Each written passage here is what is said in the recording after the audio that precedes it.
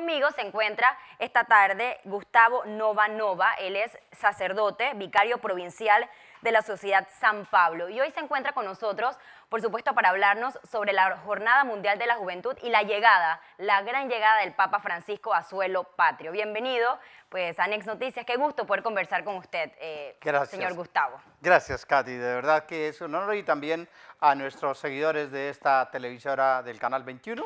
Qué bueno, de verdad, poder acompañarlos y asesorar también de una manera eclesial, desde mi sacerdocio y de mi experiencia también como acompañante en algunas emisiones del Papa en algunos puntos del mundo. Pudimos ver bastante alegría. Los peregrinos y los panameños están, pues, ansiosos esperando la llegada del Papa Francisco a Panamá. Claro, desde luego, no es que el Papa venga todos los días a visitarnos. Así es. Es realmente desde 1983 que un Papa haya venido aquí y que vaya a hacerse la Jornada Mundial de la Juventud. Esta es la única vez, quizá en un centenar de años en el mundo. Así que aquí están todas las preguntas también que ustedes puedan mandarnos, y desde luego que estoy muy disponible a todos cuantos me puedan preguntar para ilustrar a la opinión pública de la mejor manera posible. Hablemos sobre la Jornada Mundial de la Juventud. Esta no es la primera Jornada Mundial de la Juventud. Ha habido Jornada Mundial de la Juventud que el Papa Francisco ha participado en Brasil, también en Polonia, y este año, pues 2019, toca en Panamá. Pero ¿qué importancia tiene, qué significado tiene la Jornada Mundial de la Juventud? La Iglesia se ha centrado desde Juan Pablo II, se ha centrado en la credibilidad del joven, la credibilidad del futuro de la Iglesia, que está en la juventud, en estos jóvenes que todavía están generando como a dónde van, qué van a hacer, pero también qué son la vivacidad, la dinámica, el entusiasmo, la fe, la esperanza de la Iglesia, desde luego, del mundo. Porque todo joven pues va haciendo en este tiempo pues un camino de proyecto de vida, qué va a realizar en el futuro, de qué manera va a ser feliz sobre la tierra, y pues obviamente que en la Iglesia también lo puede hacer. Yo creo que es un momento bonito, un momento de conexión y reflexión que los jóvenes pues utilizan este tiempo de la Jornada Mundial de la Juventud. No es que no lo hagan cuando están pues en sus iglesias, en sus países, pero creo que justamente este momento, la Jornada Mundial de la Juventud, que son varios días, tienen esa oportunidad de conocerse y de conectarse, ese encuentro también con Cristo. Desde luego que el encuentro con el Señor, el encuentro con Cristo, el encuentro consigo mismo también, como las dinamicidades espirituales, hemos tenido que aceptar y acompañar de mi parte a filipinos, de Ghana, jóvenes de Brasil, jóvenes de Corea, ¿no? Y cantar en coreano, por ejemplo, y hacer vibrar y sentir que estamos hablando del mismo Dios, del mismo entusiasmo que se mueve. Eso para la Iglesia, para la juventud, significa mucho, y como que contagia ese espíritu juvenil que desde luego nos sirve en la Iglesia. Padre, también tenemos que entender que son jóvenes. Muchas personas ven que están en nuestro país o están viendo las imágenes en distintas partes del mundo y no entienden a veces por qué cantan, bailan, pero al final son jóvenes. Eso no tiene absolutamente nada de malo. No, pueden seguir disfrutando. Desde luego, antes, qué bien que lo hacen. Qué bonito que lo hacen. Eso me gusta escucharlo, sí. Eso, que usted lo diga. Qué bien que lo hacen. Es de aplaudir, es de aplaudir. A mis años, a mis 30 de sacerdocio, una de las jóvenes coreanas cantaba y me sacó a danzar. Ningún problema, vamos a danzar con esto. Es importante aprovechar esa dinámica y esa alegría interior que se expresa con todo el respeto, porque se cantaban canciones de Dios, pero las canciones de Dios hacían vibrar a esos templos, como ayer en la tarde con el señor arzobispo allá en la zona costera, ¿no? Hablemos un poquito sobre el Papa Francisco. El Papa Francisco, de verdad que es un Papa con muchísimas novedades, pero yo, como se lo mencionaba fuera de cámaras al padre Gustavo, es que el Papa Francisco es un Papa que se ha caracterizado por unir a todas las religiones. Yo creo que ese es un tema muy importante y es un Papa que de verdad que ha tenido muy buena acogida desde que fue electo. Sí. a los pocos días he escrito un libro sobre el Papa Francisco, el poder como servicio, y me ha parecido estas convicciones, o sea, de este Papa que llega con una naturalidad, con una cercanía, con una espiritualidad muy tranquila, casi rompiendo etiquetas, pero uniendo los pueblos. Creo que está asimilando un poco lo que recordamos del Papa Juan XXIII. Busquemos lo que nos une y dejemos lo que nos separa. Y de esa manera ha hecho todo un camino de acogida. Y de hecho, disculpa que lo interrumpa, pero de hecho hemos visto que en la sinagoga aquí en nuestro país han acogido a peregrinos. Sí. Y de hecho es sumamente importante la sinagoga que profesa otra religión, que es la religión hebrea. Sí, la religión judía. La sí. religión judía, así mismo es. Están acogiendo peregrinos que son católicos. Qué bonito, definitivamente. Claro. Agradecemos al rabino Gustavo, gracias de verdad, que ha recibido allí. También los musulmanes en Colón han recibido. Esto es unir de verdad, de unir. Y sé que muchos jóvenes, aunque no sean católicos, están en la jornada de la juventud, porque aquí hay que vibrar también ese espíritu constructivo y ese espíritu que se llama amor entre nosotros. ¿Usted tuvo la oportunidad de conocer al Papa Francisco en algún momento? Claro que sí, claro que sí. En Roma, estuve viviendo un año en Roma y pues varias veces fuimos cerca allí y allí lo vi muy cerca y allí pude saludarlo muy de cerca y he conocido un Papa muy de calidad humana, muy de afecto y de esto que mostramos en las cámaras casi siempre, ¿no? Que saluda a los niños, que saluda a los enfermos, que saluda a la gente. Así es el Papa, así es el Papa. Es verdad que es una persona con un don de gente, de verdad. Y antes de ser Papa, él fue obispo auxiliar en primera instancia en Argentina. Sí, sí, él fue consagrado como jesuita. Y es una congregación religiosa muy importante que también aquí hay en Panamá. Luego fue superior provincial de ellos. A paso siguiente fue obispo auxiliar de Buenos Aires, luego arzobispo de Buenos Aires y luego finalmente cardenal de Buenos Aires. Allí siendo cardenal, casi a sus 75 años, fue pues llamado a ser elegido el Papa número 266. ¿Y cómo es esta elección con el conclave, padre? Sí. El cónclave lo convocan en este momento 120 cardenales que son menores de 80 años y que tienen el derecho a participar y elegir al Papa, ¿no? ¿Sí? Elegir a uno de estos cardenales o a un fiel cristiano católico, podría ser según el derecho canónico, y luego le preguntan y ya es elegido el Papa, ¿sí? ¿Alguna vez? ¿Y él se lo esperaba? ¿El Papa Francisco se lo esperaba o no se lo esperaba?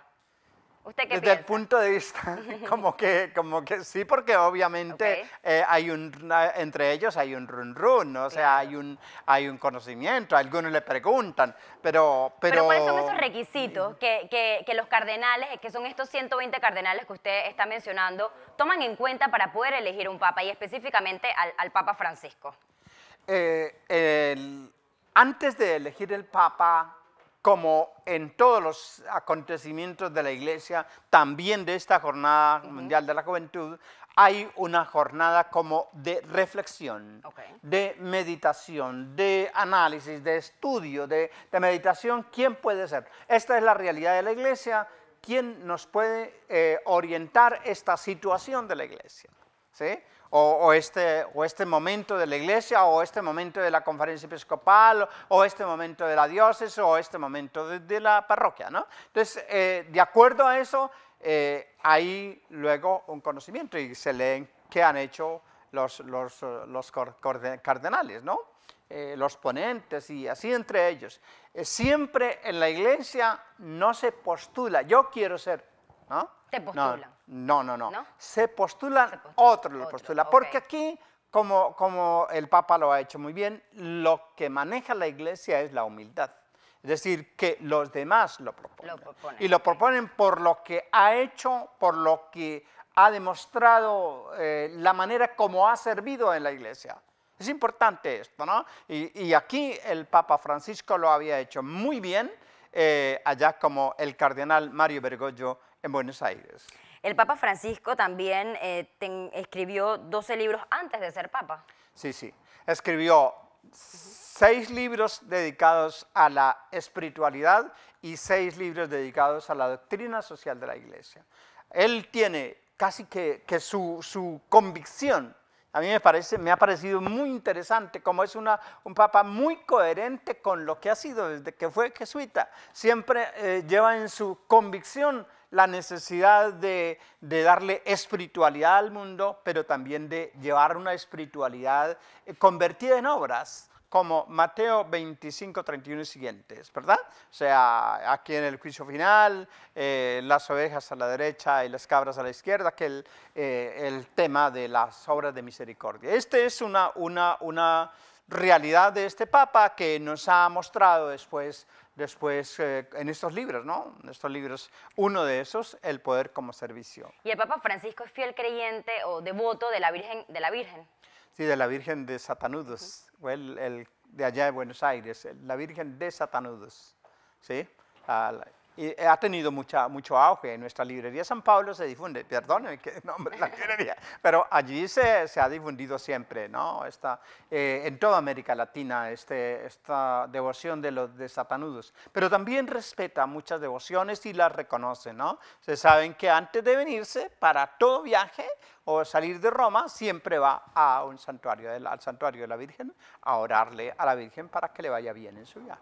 Así mismo Sí. es. Bueno, y ahí hace un rato estábamos viendo justamente, padre Gustavo, las imágenes de todos los peregrinos y también de panameños que ya están, ahí estamos viendo las imágenes, que ya están preparados para la llegada del Papa Francisco a nuestro país. Hay muchísima expectativa. Por supuesto, más adelante vamos a estar con Iván Donoso para que nos cuente un poco cómo se siente el ambiente, pues, afuera, aquí mismito en la Vía España. Sí, claro, claro. Y es que continuando seguramente que su santidad el Papa Francisco le va a hacer un homenaje a Santa María la Antigua. Desde luego que lo va a hacer. ¿Sí? Eso lo sé y eso a todo país que llega lo hace. El Papa Francisco, padre, sigue todos los protocolos o él a veces rompe algún tipo de protocolo. Usted que ha tenido la oportunidad de estar un poco cerca de él. Tengo que decir que rompe los protocolos, pero en favor del pueblo, ¿sí? Así como el Evangelio de hoy, ¿no? Que dice que Jesús no tuvo en cuenta si era sábado o no y fue y curó a un tullido, ¿no? Así, él rompe a veces los protocolos, de seguido rompe los protocolos, pero siempre pensando en el bien de la humanidad, por los enfermos, por los necesitados, por la gente de silla de ruedas, por ejemplo, ¿no?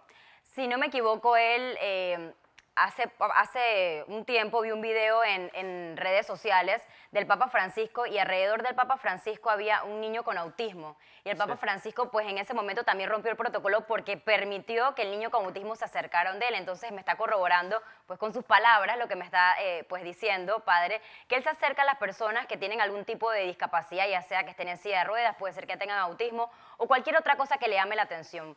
Yo creo que el Papa Francisco definitivamente va a ser una gran bendición, no creo, estoy segura, 100% segura que va a ser una bendición para nuestro país. A ver si tenemos las imágenes de los panameños y peregrinos que están justamente aquí afuera, las afueras de Nex, en la Vía España, que están esperando, están a la expectativa de la llegada del Papa Francisco a nuestro país. Usted, padre, tuvo la oportunidad de estar ayer en la Cinta Costera. ¿Cómo se vivió esta misa que fue oficiada por el Monseñor José Domingo Ulloa? De verdad que fue aglutinadora y una cuestión como de protocolos también de la Iglesia. Parece que los padres ocuparon los puestos de los obispos, ¿sí? Después no alcanzaba, no debo decir estas cosas, pero fue bonito, fue tan aglutinante, fue más de 75.000 personas habían allí. Era realmente una obra de arte de Dios aquí, porque ver tanta gente allí es admirable. Ninguna vez en Panamá había llegado tanta gente, más de 2.000 padres y más de 800 obispos estaban allí, además de todos los fieles, se cerraron todas las vías, todo era caminando con un calor, Dios mío, pero con una alegría desbordante. Así como estamos viendo en estas imágenes hoy aquí en este, Así ¿verdad? mismo es. Mucha alegría, mira, vemos banderas de distintas partes del mundo y qué emocionante es ver a personas que están en nuestro país, pues llegaron hace muchísimo tiempo. Usted llegó el 13 de enero, pero hay personas que están desde antes puede ser mediados de diciembre, están en nuestro país, porque están preparando pues algunas cosas para la Jornada Mundial de la Juventud. Hubo también una prejornada. ¿Usted participó en la prejornada? Sí, sí, en algunos lugares de Colombia preparamos eso. En los países se hacía. ¿Y cómo se vivió, por ejemplo, en Colombia, que usted estaba en Colombia? Claro. Se hace una reunión en las parroquias, se trata sobre el tema de la juventud, se trató sobre el tema de los discursos que el Papa le dio a los jóvenes en Colombia, y así, ¿no? Entonces, de esa manera se va preparando la gente, se ha preparado para poder venir aquí a Panamá. Desde luego que hay un buen número de colombianos y me alegro mucho por eso, porque hayan colombianos aquí. Y de hecho el Papa estuvo hace 2 años aproximadamente en Colombia. En septiembre del 2017. ¿Sí? ¿Y ¿Sí? cómo fue esa acogida del Papa en las calles colombianas? ¿Usted lo vivió? También lo viví cuando llegó. Y después me metí en una sala de televisión como estas, también a acompañar y ayudar de la mejor manera posible, pero fue aglutinante también allí. Desde luego que las calles se cerraron de gente, lluvias verdaderas, hubo necesidad de ríos de gente, digo, que llegaron en todas partes donde el Papa al menos pasaba, como va a pasar aquí por frente. Enfrente Mira la cantidad de personas que hay, padre, y la cantidad de banderas que vemos de distintas partes del mundo. Qué emocionante es ver a todas estas personas reunidas que están a la expectativa de la llegada del Papa Francisco a eso de las 4:30 a suelo patrio. Qué emocionante. Me gustaría saber dentro de un rato cómo está el ambiente allá afuera. Iván Donoso se encuentra pues justamente en las afueras de Nex, en la Vía España, y va a conversar con algunos peregrinos para que le cuenten cómo se sienten. Seguramente es alegría pura, pero también me gustaría saber algún otro comentario. Ayer los comentarios en la cinta costera de los jóvenes. Padre, ¿cuáles eran los comentarios de los jóvenes que usted pudo acercarse donde ellos? Sí, los jóvenes no solamente decían, sino que expresaban: no interesa lo que sienta, lo importante es que nos preparemos bien para recibir al Papa Francisco, pero para hacer un gran encuentro de Dios aquí en Panamá. Y así lo hacían, ¿no? Era mucho el calor, pero la efusividad, la fe, cantaban. Es bonito escuchar en muchos idiomas cantar, por ejemplo, ¿no? Y casi que vibrar de fe. Me parece que dan ganas de llorar de la alegría de este espectáculo divino que hemos visto ayer en Panamá. Y de verdad que nuestra gratitud a nuestro arzobispo José Domingo Ulloa Mendieta, de verdad, porque lo ha hecho, ha organizado, y toda la conferencia de obispos de aquí merecen un reconocimiento de gratitud de parte de la opinión pública. Bien, y también ahí con usted tiene un libro, padre, que está dedicado al Papa Francisco. Sí, yo he escrito un libro dedicado al Papa Francisco con ocasión de la visita a Colombia y con ocasión de la visita a Panamá. Así lo he escrito, presentado por el señor arzobispo José Domingo Ulloa Mendieta, con el objeto de exaltar la personalidad de su santidad el Papa, el poder como servicio. Este es una persona que habla con obras, no solamente con discursos. Este es un Papa que es hasta ahora fuera de serie, ¿no? Encontramos, cuando yo era niño veía que el Papa estaba en Roma, vivía en Roma, hablaba desde Roma, y ahora sale a hablar hasta el oído de nosotros, de una manera o de otra. No solamente por estos adelantos de la ciencia, como los teléfonos, como las televisoras, como esto, sino además que viene a visitarnos y viene a estar con nosotros. Y si puede hasta tocarnos, nos toca. Y nos va a tocar a todo este pueblo panameño y latinoamericano. ¿Por qué el Papa Francisco es una novedad? El Papa Francisco es una novedad porque está fuera de su contorno como hermético y sale, como en su discurso más importante, es una invitación a salir fuera a misionar, y él lo hace, ¿sí? Y es que la editorial Vergara escribió un libro, salió con un libro que se llama El Jesuita, para exaltar al Papa, y aquí está el eslogan del Papa, que no quiero una iglesia que huela a moho, no quiero una iglesia que sea anquilosada, quiero una iglesia en salida, quiero una iglesia dinámica, quiero una iglesia que se estrelle, no importa, pero que se vaya hacia la caminata de la novedad de Cristo. Y esto es muy importante en el desarrollo de la iglesia hoy.